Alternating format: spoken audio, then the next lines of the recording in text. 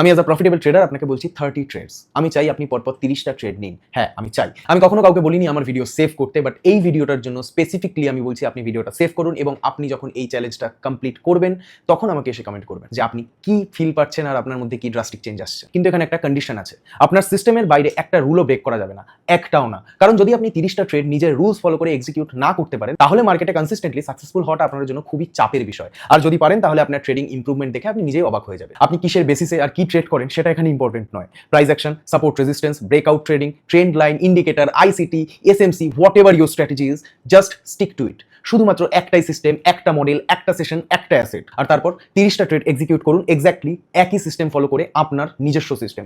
No random entries, no emotional trades, no fomo trades, no revenge trades, just pure execution. কারণ বেশিরভাগ traders system change করতে ব্যস্ত থাকে কিন্তু খুব কম ট্রেডার্স সিস্টেম ফলো করতে ব্যস্ত থাকে। আর সাকসেস সাধারণত স্ট্র্যাটেজি চেঞ্জ করার মধ্যে নয়, স্ট্র্যাটেজি এক্সিকিউট করার মধ্যে থাকে। এখন একটা ইম্পর্টেন্ট প্রশ্ন হলো, যদি মাঝপথে আপনার রুল ব্রেক হয়ে যায় তাহলে কি করবেন? যদি বোর্ডমের কারণে মডেলের বাইরে আপনি ট্রেড নিয়ে ফেলেন তাহলে কি করবেন? যদি একটা সেটআপ মিস হওয়ার পর ইম্পালসিভ একটা এন্ট্রি নিয়ে ফেলেন, ইনডিসিশন একটা এন্ট্রি নিয়ে ফেলেন তাহলে কি করবেন? তাহলে অ্যান্সারটা খুবই ইজি, কাউন্ট রিসেট, আবার ট্রেড নাম্বার 1 থেকে শুরু করুন। কারণ চ্যালেঞ্জের পারপাস কখনো প্রফিট করা নয়, চ্যালেঞ্জের পারপাস হলো ডিসিপ্লিন বিল্ড করা, আর ডিসিপ্লিন ছাড়া কোনো স্ট্র্যাটেজি লং টার্মে কাজ করে না।